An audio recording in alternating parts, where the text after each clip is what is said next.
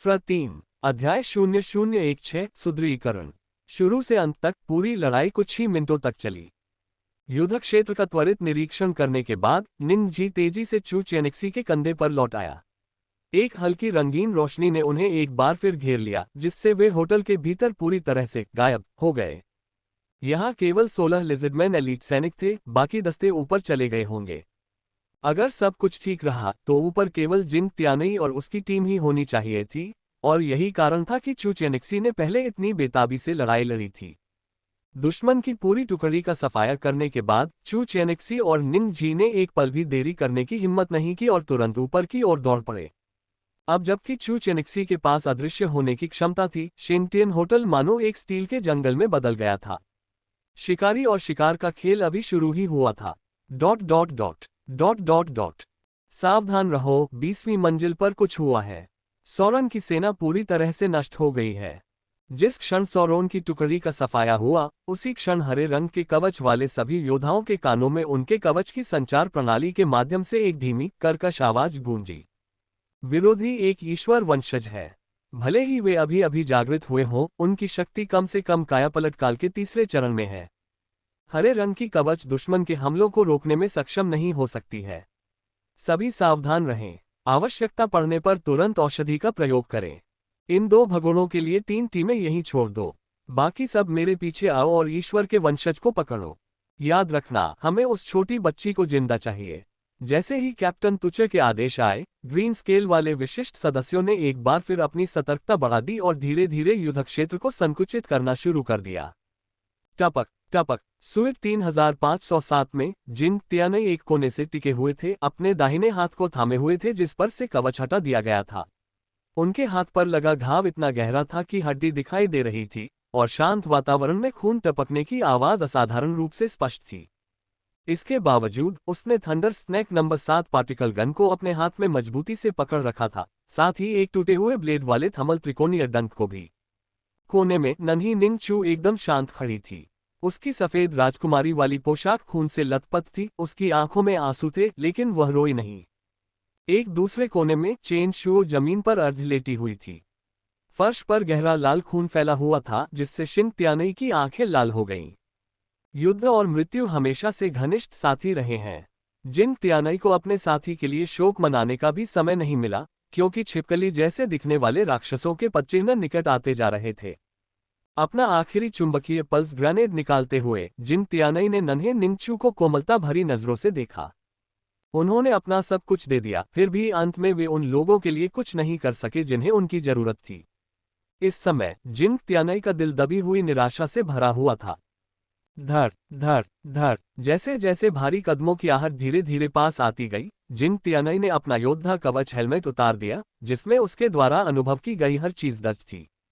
अब उसके पास यही एकमात्र विकल्प था कि वह खुफिया जानकारी के इस अंश को यहीं छोड़ दे, इस उम्मीद में कि इस युद्ध क्षेत्र को साफ करने वाले फेडरेशन के सैनिक इसे ढूंढ लेंगे। पुच्छी, सावधान, एक मानव योद्धा छुपकर हमला कर रहा है। जैसे ही जिंग तियानई ने अपनी सारी तैयारियां पूरी कर लीं और जान की बाजी लगाकर लड़ने का इरादा किया, अचानक होटल के गलियारे में एक सफेद धुंध छा गई। फिर उसने हरे रंग के कवच वाले एक कुलीन योद्धा की चीख सुनी। शिंग तियानई ने अपना सिर थोड़ा बाहर निकाला। कुछ पल की सन्नाटे के बाद उसका चेहरा बेतहाशा खुशी से खिल उठा। सफेद धुंध के भीतर गहरे रंग के शरीर से चिपके हुए कवच पहने हुए कई आकृतियां धुंधली रूप से दिखाई दे रही थीं, जो अचानक इस भयावह गलियारे में उतर आई थीं। नेता का शरीर कई जगहों पर गहरे नीले रंग की धारियों से जगमगा रहा था। उसने एक हुड और चमकते हुए ड्रैगन पैटर्न वाला मुखौटा पहन रखा था।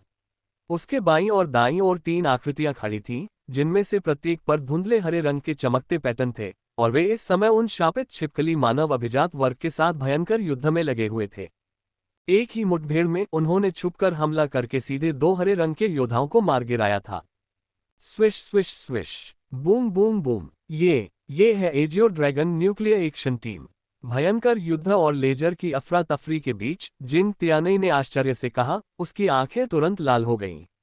इतनी देर क्यों लगाए? AJIO dragon nuclear action team AJIO dragon fleet की परमाणु संचालित बख्तरबंद विशेष अभियान इकाई थी, जो हुआक्सिया फेडरेशन के 9 सबसे मजबूत बेड़ों में से एक और हुआक्सिया सेना की सबसे मजबूत व्यक्तिगत लड़ाकू ताकतों में से एक थी। उनके आने से लगभग उम्मीद छोड़ चुके जिन तियानई में अचानक से फिर से जान आ गई। इतना ही नहीं, बेहोशी की कगार पर खड़े चेन शुओ ने भी आंखें खोलने की कोशिश की। घायल जिन तियानई और चेन शुओ को देखकर नेता ने युद्ध की भीषण गर्मी में भी तुरंत निर्देश दिए, क्षमा कीजिए, संचार व्यवस्था ठप हो गई थी। हमें थोड़ी देर हो गई है। मैं वांग जू हूं, AJIO dragon nuclear action team के पहले दस्ते का कप्तान। आपके कवच को देखकर लगता है कि आप सुरक्षा कोर से संबंधित हैं। ये रान, जाओ और पहले इन दोनों भाइयों के घावों का इलाज करो। धन्यवाद महोदय। शिंग तियानई, दक्षिण चीन सड़क सुरक्षा ब्रिगेड के कप्तान, तत्काल सैन्य खुफिया जानकारी दे रहे हैं। दूसरी पार्टी द्वारा अपनी यूनिट का नाम बताने पर जिन तियानई ने तुरंत अपनी thunder snake number 7 cluster gun को वापस खींच लिया और सैन्य सलामी के साथ सावधान मुद्रा में खड़ा हो गया। वांग जू ने सिर हिलाया। जल्दी नहीं है, पहले घावों का इलाज करो। नहीं, कप्तान वांग जू, आप यहाँ की स्थिति को नहीं समझते। ये छिपकली जैसे दिखने वाले लोग ईश्वर वंशज नामक एक लक्ष्य का शिकार कर रहे हैं। स्थिति बेहद गंभीर है। ईश्वर का वंशज। जैसे ही जिन तियानई ने ये कहा, एजियो ड्रैगन फर्स्ट स्क्वाड पूरी तरह से हिल गया। क्या आप जिस ईश्वर वंशज की बात कर रहे हैं, वह एक ऐसी महिला है जिसकी 3 या 4 साल की बच्ची है? जिन तियानई की तत्काल मिली खुफिया जानकारी के संबंध में वांग जू ने मूल रूप से सोचा था कि यह ज्यादातर छिपकली जैसे दिखने वाले लोगों के उत्पात के बारे में होगी। इसके अलावा उसका पूरा ध्यान मोर्चे पर था, इसलिए उसने छोटी निंगचू पर ध्यान नहीं दिया, जिसे शिन तियानई की पीठ के पीछे मजबूती से सुरक्षित रखा गया था। भला कौन सोच सकता था कि वह उनके मिशन का निशाना बनेगी। हाँ, बिल्कुल सही कहें तो यह एक महिला है जो अपनी बेटी के साथ है। शिन तियानई कुछ हद तक अचंभित रह गया, क्योंकि AJIO dragon nuclear action team की प्रतिक्रिया से स्पष्ट रूप से पता चलता था कि वे इस ईश्वर वंशज के बारे में जानते थे। ये पुष्टि करते हुए कि वही हमारा लक्ष्य है, वांग जू ने उत्साह से जिन तियानई का कंधा पकड़ लिया। कैप्टन जिंग, उसका नाम चू चेनेक्सी है और वह भी हमारे मिशन का लक्ष्य है। कृपया मुझे उसका वर्तमान स्थान बताएं। मुझे उसकी सही जगह का पता नहीं है, लेकिन अगर वह जिंदा है तो वह जल्द ही वापस आ जाएगी। वह बहुत महत्वपूर्ण है ना? शिंग तियानई ने अपना जवाब दिया और खुद को एक अतिरिक्त प्रश्न पूछने से रोक नहीं पाया। Swish swish swish swish swish.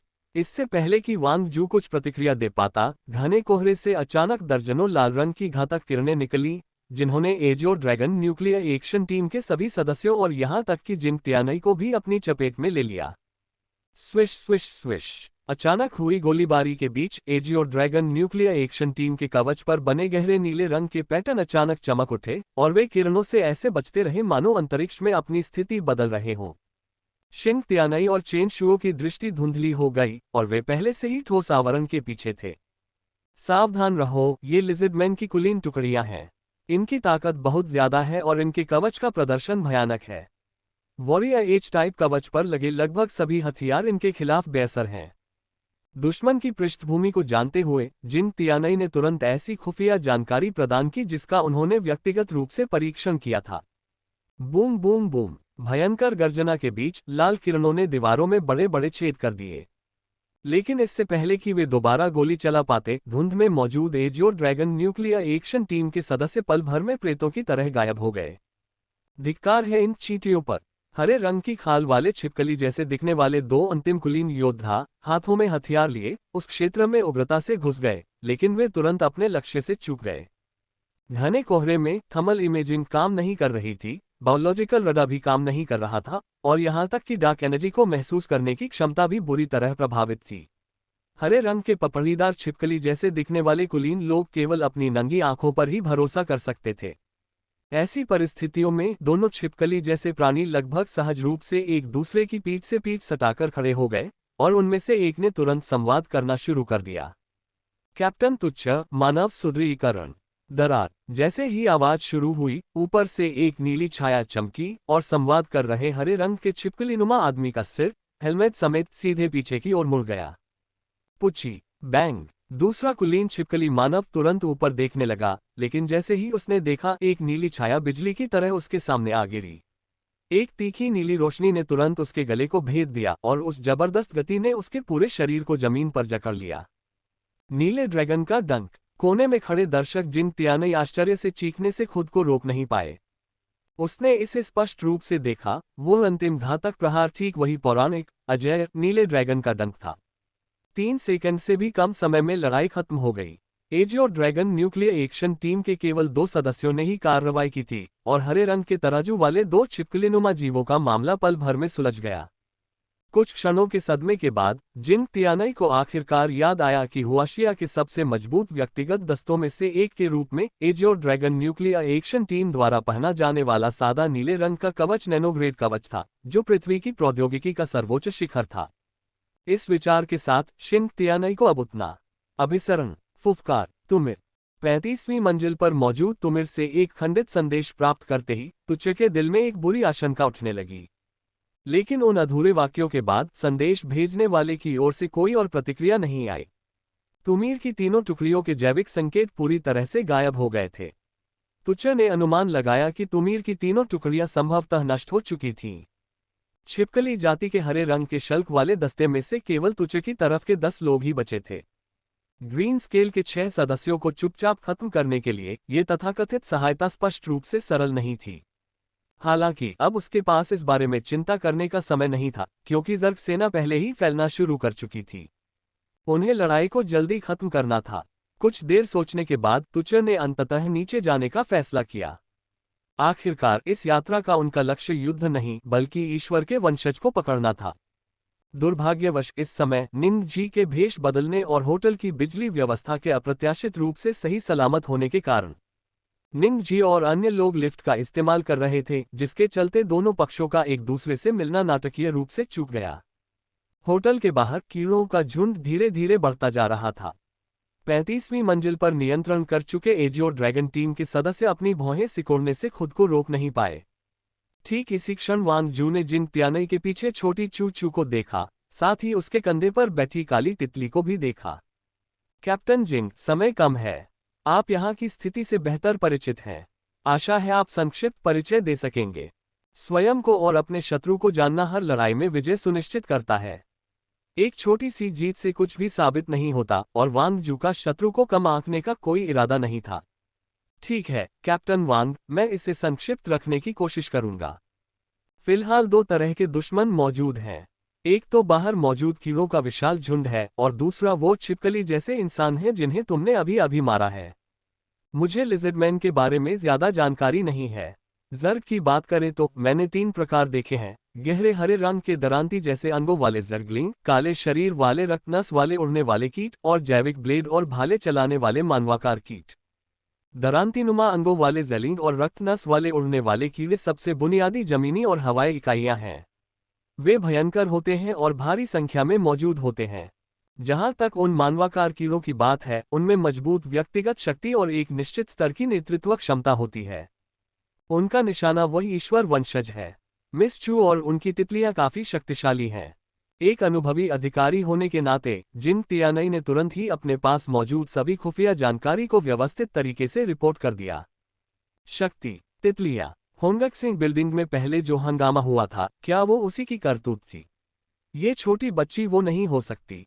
तो फिर वो अब कहाँ है? वांग जू की आंखों में एक तीव्र चमक कौंधी।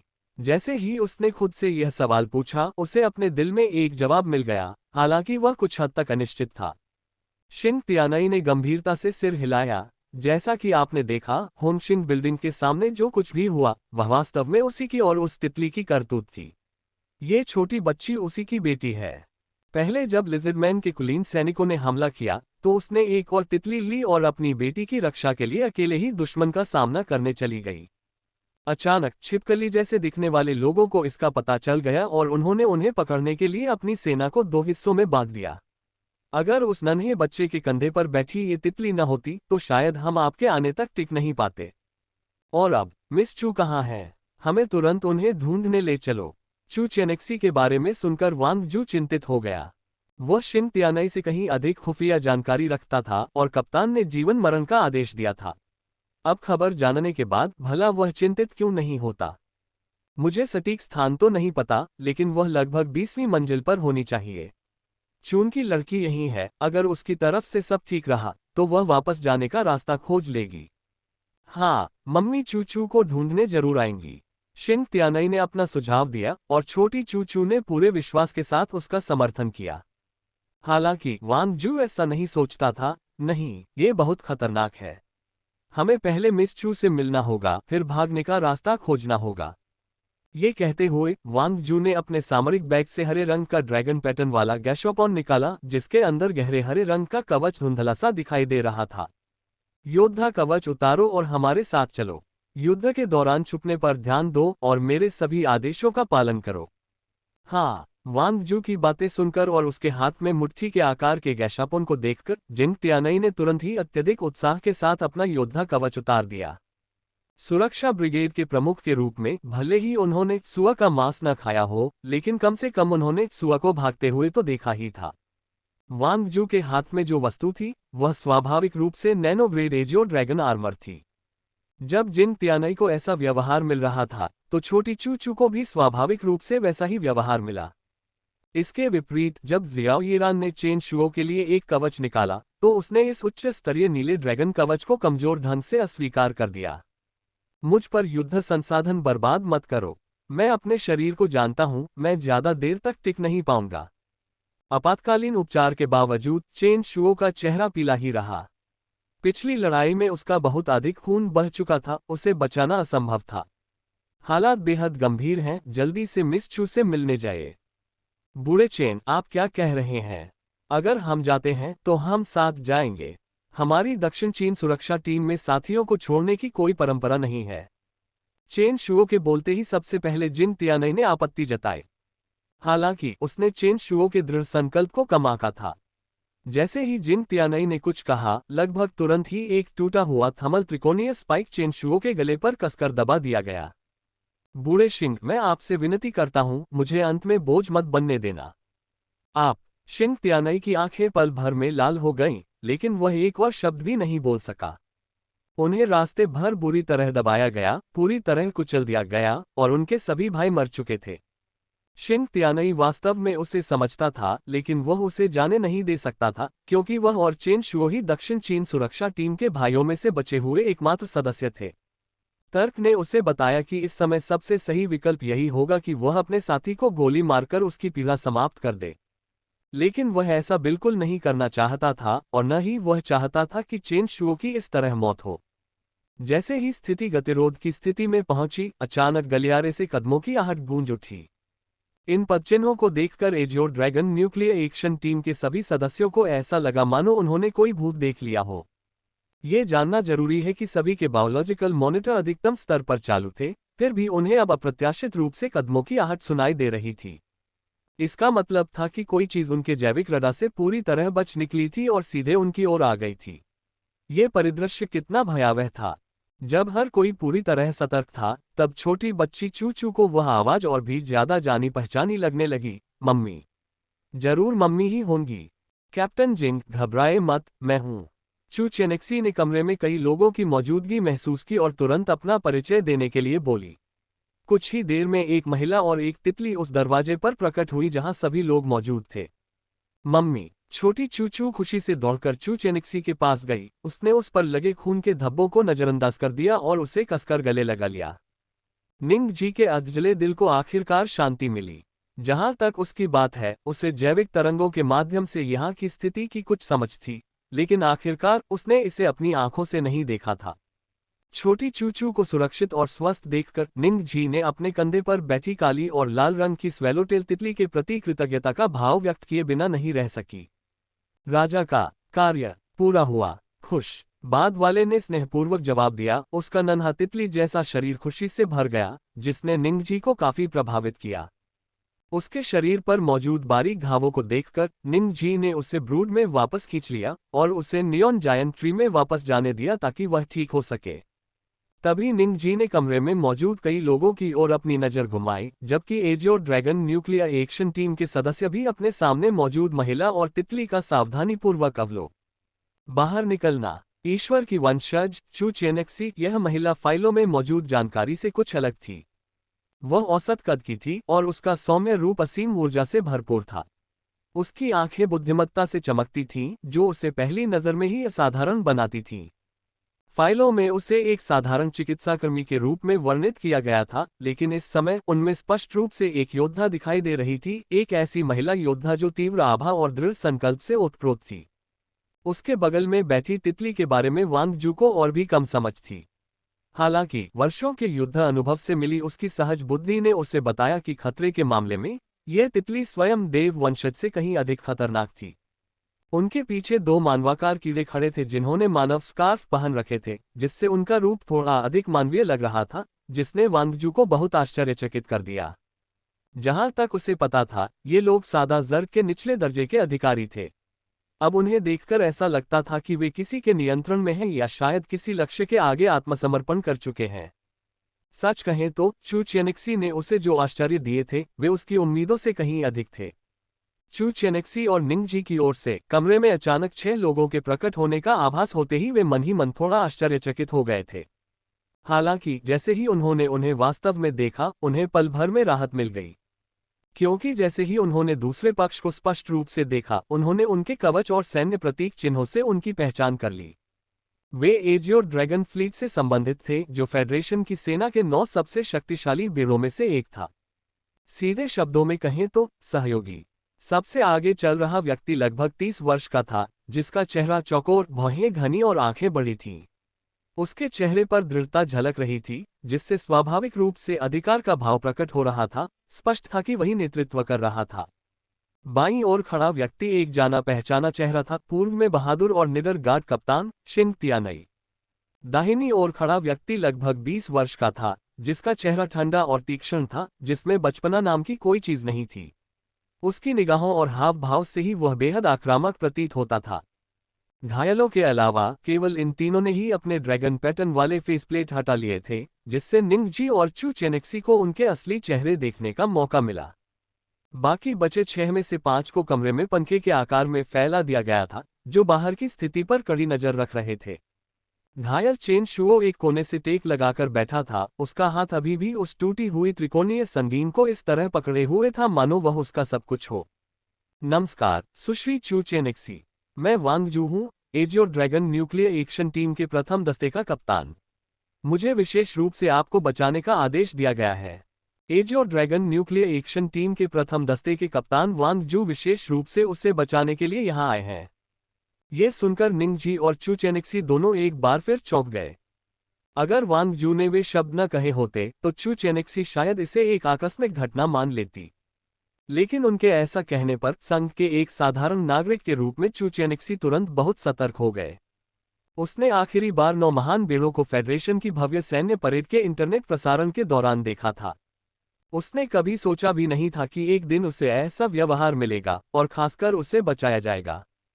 चू चेनेक्सी एक पल के लिए रुकी और बोली, रुको कैप्टन वांग, स्थिति क्या है? तुम्हें मेरा नाम कैसे पता चला और तुम मुझे बचाने के लिए खास तौर पर क्यों आए? क्या यह उस तथाकथित रॉक सोल गॉड के वंशज वंश की वजह से है? क्या तुम लोग रेड क्लाउड स्टार के उन राक्षसों की तरह हो जो मुझे वापस ले जाकर एक प्रयोगशाला चूहा बनाना चाहते हो ताकि विकास के किसी मार्ग का अध्ययन कर सको? चू चेनेक्सी का रवैया अच्छा नहीं था, ये भी कहा जा सकता है कि वह मौके पर ही चिढ़ गई थी। हालांकि यह एक सामान्य प्रतिक्रिया थी, पिछले 2 दिनों में बहुत कुछ घटित हो चुका था। इसके अलावा उसकी तथाकथित ईश्वर वंशज पहचान के कारण जर्गो द्वारा घेराबंदी, लिजिडमैन का निमंत्रण और अब आधिकारिक सेना द्वारा बचाव कार्य शुरू हो गया था। हालांकि दिखावे अलग अलग थे, लेकिन अर्थ लगभग एक ही था। सभी चिल्ला रहे थे, हमारे साथ आओ। क्यों? उसे उनके साथ क्यों जाना चाहिए? दुनिया में अराजकता फैल गई थी। वह केवल अपनी बेटी के साथ जीवित रहना चाहती थी और बिना किसी कारण के जीवित प्रायोगिक सामग्री में तब्दील नहीं होना चाहती थी। निंगजी का दिल भी कांप उठा और उसके मन में भी लगभग वही शंकाएं थी जो चू चेनेक्सी के मन में थी, हालांकि उसने थोड़ा आगे की सोच रखी थी। ताइहुआ शहर की मौजूदा स्थिति को देखते हुए ऐसा लगता है कि पूरा शहर जल्द ही नियंत्रण से बाहर हो जाएगा। तो वे चू चेनेक्सी को बचाने के लिए विशेष रूप से इतने खतरनाक इलाके में क्यों आए? प्राचीन रॉकसोल साम्राज्य के ईश्वर वंशज होने का वास्तव में क्या अर्थ था? क्या ये सचमुच इतना महत्वपूर्ण था? अगर निंगजी को सही याद है तो फेडरेशन के इतिहास लेखन में तथाकथित रॉकसोल साम्राज्य को हमेशा एक गड़ा हुआ दिव्य साम्राज्य माना जाता था, क्योंकि यह बहुत शक्तिशाली, बहुत स्वप्निल और बहुत रहस्यमय था। क्या ये संभव है कि मिथकों और कहानियों में वर्णित कोई साम्राज्य वास्तव में अस्तित्व में था? मिस चू, इस अचानक बदलाव को देखते हुए मैं आपकी वर्तमान भावनाओं को पूरी तरह से समझती हूँ। सबसे पहले कृपया विश्वास करें कि हमारा यहाँ आने का कोई बुरा इरादा नहीं है। हम केवल आपकी सुरक्षा का ध्यान रख रहे हैं, इसलिए कृपया हमारे साथ पवित्र राजधानी चलें। मैं आपके इन सवालों का जवाब बाद में धीरे धीरे जरूर दूंगा, लेकिन अभी इन पर विचार करने का समय नहीं है। नीचे स्थित सदा झुंड अपना घेराव पूरा करने ही वाला है। हमें तुरंत बाहर निकलने का रास्ता खोजना होगा। क्या मैं इसके बाद आपके सवालों का जवाब धीरे धीरे दे सकता हूँ? ठीक है। वांग जू का रवैया आश्चर्यजनक रूप से अच्छा था, जबकि उसके बगल में बैठी शियाओ यीरान ने चू चेनेक्सी को अपनी आंखों में थोड़ी झुंझलाहट के साथ देखा। बाहर निकलो। हाँ, हमें बाहर निकलने का रास्ता खोजना ही होगा। नन्हे निंगचू को दोबारा गोद में लेते हुए चू चेनेक्सी को आखिरकार याद आया कि उनकी वर्तमान स्थिति कितनी खतरनाक थी। 20वीं मंजिल पर हुई उनकी लड़ाई और 35वीं मंजिल पर हुई इस लड़ाई के कारण झुंड के भीतर मौजूद लाल वस्त्रधारी सेरेब्रेट ने पहले ही भारी संख्या में जर्ग का नेतृत्व करते हुए पूरे होटल को इतनी मजबूती से घेर लिया था कि पानी की एक बूंद भी अंदर नहीं जा सकती थी। चू चेनेक्सी को तो ये भी संदेह था कि यदि कमांडर स्तर का कोई कीड़ा अपने सामने वाली इमारत को चट करने का आदेश दे दे तो वे छिले हुए अंडे की तरह तुरंत कीड़ों के झुंड के सामने आ जाएंगे। लिजर्डमैन के कुलीन सैनिक इस समय नीचे उनकी तलाश कर रहे थे। दोनों पक्षों का आमना सामना हो सकता था या फिर उनके बीच युद्ध छिड़ भी सकता था। दुर्भाग्यवश ये स्थान सादा जर्ग के वर्महोल के बहुत करीब था और जर्ग की ताकत बहुत अधिक थी। छिपकली जैसे दिखने वाले कुलीन सैनिक शायद लंबे समय तक टिक नहीं पाते। उनके पास बचा हुआ समय निश्चित रूप से समाप्त हो रहा था। बीमारियों के प्रकोप की चिंता हम पर छोड़ दीजिए। आपको बस अपनी सुरक्षा करनी है। शाओ यीरान, ध्यान से सुनो। अब से मिस चू और उनकी बेटी की सुरक्षा की पूरी जिम्मेदारी तुम्हारी है। बाकी टीम के सदस्य, वाहक विमान और यांत्रिक सेना को पूरी ताकत से इस्तेमाल करके मेरे लिए रास्ता बनाओ। शिंग तियानई, अपने साथी को उठाओ। चलो मिलकर लड़ते हुए बाहर निकले। हाँ। जैसे ही निंग जी यह सोच रहा था कि आगे कैसे भागा जाए, AJIO dragon nuclear action team के पहले दस्ते के कप्तान वांग जू ने पहले ही तेजी से कई आदेश जारी कर दिए थे। दादा दादा दादा। जिस क्षण उनके आदेश जारी किए गए, उसी क्षण होटल के ऊपर गोलियों की सीटी जैसी आवाज अचानक गूंज उठी। अगले ही पल निंग जी और चू चेनेक्सी ने क्रूज जहाजों के आकार के कई मानवरहित विमानवाहक विमानों को देखा जो रक्त न उड़ने वाले कीटों के झुंड और जलीन पर सीधे हमला करने के लिए धातु के तूफान उगल रहे थे। ड्रैगन स्केल करियर विमान वाहक पोतों पर सैन्य प्रतीक चिन्ह और चिन्ह देखते ही चू चेनेक्सी और निंग जी परमानंद में डूब गए। एजियो ड्रैगन फ्लीट के ड्रैगन स्केल मानवरहित विमानवाहक विमान अब इन शापित विदेशी कीड़ों का बुरा हाल होने वाला था। धड़ाम धड़ाम धड़ाम। उसी समय दूर से एक भीषण कंपन वाली ध्वनि सुनाई दी और 10 मीटर से अधिक ऊंचे 3 मिश्र धातु से बने लाइगर जैसे जानवर उस आदमी और तितली की आंखों के सामने प्रकट हुए। यांत्रिक सेना X5 योद्धा। चू चेनेक्सी ने एक बार फिर आश्चर्य से चीख मारी। अब उसका दिल भागने की उम्मीद से भरा हुआ था। X5 योद्धा एक उत्कृष्ट युद्ध मशीन थी जिसे हुआक्सिया फेडरेशन की सेना ने विशेष सुपर मिश्र धातुओं और एक सुपर AI प्रणाली के संयोजन से बनाया था। इसमें 30 से अधिक प्रकार के गोला बारूद थे और ये 10 से अधिक प्रकार के लेजर हथियारों से लैस था। इसकी शारीरिक आक्रमण क्षमता अत्यंत प्रबल थी, रक्षा लगभग त्रुटिहीन थी और इसकी आक्रमण और रक्षा दोनों ही ब्लू स्टार प्रौद्योगिकी के शिखर पर थीं। नैनो आर्मर के साथ इन्हें फेडरेशन की 2 सर्वोच्च प्रौद्योगिकियों के रूप में जाना जाता था। X5 योद्धाओं के प्रकट होने से चू चेनेक्सी पूरी तरह से निश्चिंत हो गई। सिर्फ वही नहीं, निंग जी को भी ऐसा ही महसूस हुआ। हुआशिया फेडरेशन के नागरिक होने के नाते उन्हें स्वाभाविक रूप से फेडरेशन की सेना की ताकत पर काफी भरोसा था। आखिरकार उनकी स्मृति में हुआशिया फेडरेशन ने सैन्य रूप से लगभग कभी हार का सामना नहीं किया था। लेकिन वे ये भूल गए कि इससे पहले हुआशिया फेडरेशन के विरोधी केवल गाया फेडरेशन या आतंकवादी संगठन ही थे।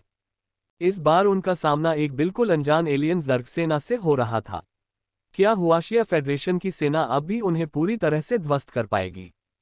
ये कहना मुश्किल था। जुगनू फुर्तीले मानवरहित वाहक विमानों ने अनगिनत कवच भेदी गोले और लेजर किरणें दागकर तबाही मचा दी, जबकि रक्तनस वाले उड़ने वाले कीड़ों ने तुरंत जवाबी कार्रवाई की। लंबी दूरी तक मार करने के साधनों की कमी के कारण रक्तशेरा वाले उड़ने वाले कीड़ों को अस्थायी रूप से दबा दिया गया था। हालांकि ये दमन केवल अस्थायी था। जल्द ही सैकड़ों सदा योद्धा कीटों ने अपने पंख फड़फड़ाए और आकाश में उड़ गए, जो लाल किरणों की लकीरों से जगमगा रहे थे। यहां तक कि ड्रैगन स्केल करियर एयरक्राफ्ट ने भी अब और अहंकार दिखाने की हिम्मत नहीं की और तुरंत हिट एंड रन मोड में प्रवेश कर लिया। पलक झपकते ही होटल के आसपास का इलाका गोलियों की बौछार से भरे मौत के मैदान में बदल गया। अजीब बात यह है कि जानबूझकर हो या नहीं, दोनों पक्षों ने गोलीबारी के दौरान शेंगटिन ग्रैंड होटल से बचने की पूरी कोशिश की। गोलियों और लेजरों द्वारा बुने गए मौत के जाल के नीचे सुपर एआई द्वारा नियंत्रित मानवरहित वाहक विमान की गणना शक्ति स्पष्ट रूप से सदा योद्धा कीटों की जैविक गणनाओं से कहीं अधिक थी। अल्पकाल में तो ये कहा जा सकता है कि वे इसे आसानी से संभाल रहे हैं, लेकिन समय बीतने के साथ यह कहना मुश्किल था। जर्ग लगभग अनंत थे, संख्या के पूर्ण लाभ के कारण वे अंततः थक जाते, भले ही वे नष्ट न होते। स्थिति जितनी दिख रही थी उससे कहीं कम आशाजनक थी। धड़ाम धड़ाम धड़ाम। ठीक उसी समय पूरा क्षेत्र हिंसक रूप से हिल गया, क्योंकि 3 भयानक X5 योद्धा आकाश को सहारा देने वाले दैत्यों की तरह युद्ध के मैदान में उतर आए। तेज और विशाल स्टील के पंजे नीचे आए और पलक झपकते ही सैकड़ों ब्लैक ग्रीन लीपर्स को कुचलकर मार डाला। Clack clack clack. जैसे ही वे उतरे, उनके कंधों पर लगे यांत्रिक ताले खुल गए और कंधे पर लगी 2 लेजर तोपों ने तुरंत हवा में नाचते हुए खून के बादल जैसे दिखने वाले रक्तनस उड़ने वाले कीड़ों पर निशाना साध लिया। मोहक नीली रोशनी एक ग्रिड की तरह झिलमिला उठी और बड़ी संख्या में रक्तशिरा वाले उड़ने वाले कीड़े खून की धुंध के बीच गिर पड़े। बाहर इतना भयंकर आक्रमण देखकर निंगजी ने तुरंत आग में घी डाल दिया। उसने सदा की जैविक तरंगों में हस्तक्षेप करने के लिए ब्रूड नेस्ट का उपयोग करना शुरू कर दिया, जिससे पूरी इमारत के आसपास का जैविक चुंबकीय क्षेत्र अव्यवस्थित हो गया। जल्द ही जर्ग भी पहले के मनुष्यों की तरह हो गए। उनका संचार मूल रूप से चिल्लाने पर निर्भर था।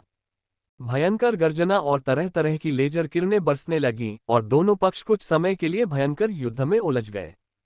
ड्रैगन स्केल करियर एयरक्राफ्ट और X5 वॉरियर्स के आक्रमण के तहत होटल के बाहर की स्थिति अस्थायी रूप से स्थिर हो गई। हालांकि होटल के अंदर अफरा तफरी का माहौल था। तुच्छ लिजार्ड दस्ता, जो असहाय रूप से फंसा हुआ था, 23वीं मंजिल पर पहले ही जर्ग के हमले की चपेट में आ चुका था। उनके पास भौगोलिक लाभ का उपयोग करके स्थितिगत युद्ध लड़ने के अलावा कोई विकल्प नहीं था।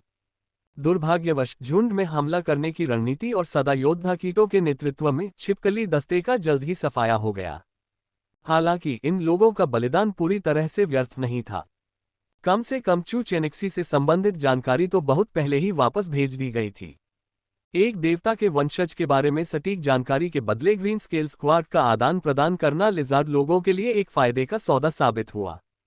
शेंगटिन ग्रैंड होटल की 30वीं मंजिल के गलियारे में निंगजी, चू चेनेक्सी और एजियोर ड्रैगन न्यूक्लियर एक्शन टीम तेजी से आगे बढ़ रहे थे। पूरी टीम को 3 भागों में बांटा गया था, आगे, बीच और पीछे। कप्तान वांग जू और उनके अधीन एजियोर ड्रैगन न्यूक्लियर एक्शन टीम के 3 सैनिक अग्रिम पंक्ति में तैनात थे। बीच में चू चेनेक्सी छोटी निंगचू को गोद में लिए हुए थी। चेन शुक, जो अंततः जिंग तियानई के खिलाफ जीत नहीं सका और उसकी पीठ पर ले जाया जा रहा था, निंगजी द्वारा नियंत्रित 2 सादा योद्धा, और जियाओ येरान, जो उनकी सुरक्षा के लिए जिम्मेदार थी। एजियोर ड्रैगन न्यूक्लियर एक्शन टीम के 3 सदस्य सबसे पीछे थे। टीम की संरचना काफी मजबूत थी। क्योंकि उन्हें निंगजी की छलावरण ऊर्जा का संरक्षण प्राप्त था, इसलिए समूह के पास जर्ग के जैविक रडा से खुद को बचाने की क्षमता थी। इसलिए जब तक उनका दुश्मन से सीधा सामना नहीं होता, तब तक फिलहाल कोई खास परेशानी नहीं होगी। लेकिन वे पल भर के लिए तो छिप सकते थे, जीवन भर के लिए नहीं। अंततः उन्हें बाहर उन कीड़ों का सामना करना ही पड़ेगा। सबसे अहम बात यह थी कि बाहर कीड़ों का विशाल सागर था। वे घायल और बच्चे दोनों को लेकर वहां से कैसे निकल सकते थे। चू चेनेक्सी ने निंगजी की ओर एक नजर डाली। वह कुछ पूछना चाहती थी, लेकिन अंत में उसने खुद को रोक लिया। उसने पहले भी बटरफ्लाई स्वॉर्म की दयनीय स्थिति देखी थी और उसे यकीन नहीं था कि ऐसा दृश्य दोबारा दोहराया जा सकता है। दरअसल अगर वह पूछती भी तो निंगजी उसे केवल इतना ही बता सकती थी कि बटरफ्लाई स्वॉर्म मूव का अब इस्तेमाल नहीं किया जा सकता। प्रजनन स्थल में मौजूद तितलियों का झुंड इस समय जीवन और मृत्यु के बीच संघर्ष कर रहा था और उसे किसी भी हालत में तैनात नहीं किया जा सकता था। पिछली बार के आह्वान ने व्यवहारिक रूप से उसकी जैविक तरंगों की सीमा के भीतर मौजूद सभी तितली प्रजातियों को बुला लिया था, चाहे वह अपनी जैविक तरंगों को कितना भी उत्तेजित करे। अब और तितलियां नहीं आएंगी। सीधे शब्दों में कहें तो निंगजी इस समय जो कर सकता था वह बहुत सीमित था। और उसने गतिरोध को तोड़ने के लिए कोई अच्छा उपाय नहीं सोचा था, इसलिए वह केवल बचाव के लिए आए AJIO dragon nuclear action team पर ही अपनी उम्मीदें टिका सकता था। सौभाग्य से AJIO dragon nuclear action team ने उन्हें निराश नहीं किया। जैसे ही वह आदमी और तितली चिंतित महसूस कर रहे थे, कैप्टन वांग जू ने बोलना शुरू किया। चलिए वापसी की योजना पर चर्चा करते हैं। थोड़ी देर में जब हम लगभग 15वीं मंजिल पर उतरेंगे तो हम X5 योद्धाओं पर चढ़ने की कोशिश शुरू करेंगे और फिर उन बड़े वाहनों को नियंत्रित करके वहां से निकल जाएंगे। उन कीड़ों का ध्यान भटकाने के लिए हम बाद में 3 रास्तों में बंद जाएंगे और बच निकलने के बाद पुरानी जगह पर मिलेंगे। पहला रास्ता, टीम के आगे वाले हिस्से में मेरे अलावा बाकी सभी लोग नॉर्थ साइड नंबर 1। दूसरा मार्ग, मध्य भाग में सभी लोग पश्चिम भाग संख्या 2। तीसरा मार्ग, पीछे वाले भाग में सभी लोग पूर्वी भाग संख्या 3। क्या स्पष्ट है? स्पष्ट। जोरदार प्रतिक्रियाएं सुनाई दी और अंततः निंगजी और चू चेनिक्सी दोनों को थोड़ा और सुकून महसूस हुआ। ये बात तर्कसंगत थी, चूंकि उन्होंने बचाव के लिए आने का फैसला किया था, तो एजियो ड्रैगन न्यूक्लियर एक्शन टीम अप्रस्तुत कैसे हो सकती थी। हालांकि वे ज्यादा देर तक चैन से नहीं रह सके, क्योंकि वांग जू की बार बार की चेतावनी के कारण वे जल्द ही फिर से तनावग्रस्त हो गए। दुश्मन का सामना करने के लिए तैयार हो जाओ, कीड़े 25वीं मंजिल तक पहुंच चुके हैं और जल्द ही यहां भी पहुंच जाएंगे। चलो लिफ्ट से चलते हैं और जुआ खेलते हैं, चू चेनेक्सी ने अचानक एक विचार आने पर कहा। उसकी डार्क एनर्जी की दृष्टि में अनगिनत जर्ग सीढ़ियों के सहारे कदम दर कदम ऊपर की ओर बढ़ रहे थे। इस स्थिति में एक बार जब दोनों पक्ष एक दूसरे के सामने आ गए तो वे शायद कभी भी 15वीं मंजिल तक नहीं पहुंच पाएंगे। कुछ देर विचार करने के बाद वांग जू ने तुरंत सुझाव स्वीकार कर लिया। पहले वे छिपकली जैसे लोगों से निपट रहे थे और उनके कवच से पता चलता था कि वे भी एक ऐसी जाति थे जिन्होंने यांत्रिक तकनीक विकसित की थी। लिफ्ट जैसी चीजें उन्हें बिल्कुल भी धोखा नहीं दे सकती थी। लेकिन जर्ग अलग थे, वे मानव प्रौद्योगिकी को बिल्कुल नहीं समझते थे और न ही इसे समझने की जहमत उठाते थे। उनके लिए उपभोग करना और विकसित होना सबसे महत्वपूर्ण चीजें थी। यह एक खामी हो सकती है। टीम पहले से ही लिफ्ट शाफ्ट के पास थी और सभी के साहसी लेकिन सावधानीपूर्वक प्रयासों के कारण वे अंततः जर्ग के आने से पहले बिना किसी खतरे के नीचे जाने वाली लिफ्ट में चढ़ने में कामयाब रहे। लिफ्ट में 15वीं मंजिल का बटन दबाते हुए वांग जू गंभीर हो गया। बायोलॉजिकल मॉनिटर के अनुसार इस होटल की पहली 24 मंजिलें पहले से ही जर्ग से भरी हुई हैं। लुका छिपी का खेल यही समाप्त होता है। युद्ध के लिए तैयार हो जाओ। गड़गड़ाहट। वांग जू के बोलने के तुरंत बाद ही मिश्र धातु से बने शेरबाग जैसे दिखने वाले 3x5 योद्धा होटल में घुस चुके थे। उनके विशालकाय मिश्र धातु के सिर दीवारों की कई परतों को तोड़ते हुए जबरदस्ती अंदर घुस गए। कीड़ों की तीखी चीखें गूंज उठी। इस अचानक प्रभाव से कई कीड़े विकृत और कुरूप शवों में बदल गए। मिश्र धातु से बने इन 3 विशालकाय जीवों की विचित्र हरकतों ने स्वाभाविक रूप से कई सादा योद्धा कीटों और यहां तक कि उच्च स्तर के जर्ग का भी ध्यान आकर्षित किया। दर्जनों सदा योद्धा कीट तुरंत मिश्र धातु से बने विशालकाय जीवों के सिर पर टूट पड़े। उसी समय धरती कांप उठी और होटल के बाहर सड़क की सतह तेजी से फूल गई, मानो जमीन से कुछ भयानक चीज बाहर निकलने वाली हो। लिफ्ट बहुत तेज थी। जैसे ही X5 योद्धा अंदर घुसे, लिफ्ट पहले ही 17वीं मंजिल पर उतर चुकी थी। ऑपरेशन फायरफ्लाई आधिकारिक तौर पर शुरू हो गया है। AJIO dragon nuclear action squadron 1 के सभी सदस्य मेरा आदेश सुने। मिस चुकी ऊपर की यात्रा में उनकी सुरक्षा को प्राथमिकता दें। हाँ, वांग जू के गंभीर आदेश और समूह की जोरदार प्रतिक्रिया के तहत सभी को ले जा रही लिफ्ट आखिरकार 15वीं मंजिल पर। टक्कर, डिंग डोंग, मारना। लिफ्ट के दरवाजों की तेज आवाज के साथ श्याओ ईरान को छोड़कर एजियो ड्रैगन न्यूक्लियर एक्शन टीम के सदस्य भयंकर बाघों की तरह बाहर निकल आए। Swish swish swish slash. निंग जी द्वारा नियंत्रित सदा योद्धा कीट और एजियो ड्रैगन न्यूक्लियर एक्शन टीम द्वारा लगभग एक ही समय में गोलीबारी शुरू करने पर गहरे लाल रंग की लेजर किरणें और पन्ना रंग की किरणें एक साथ चमक उठीं।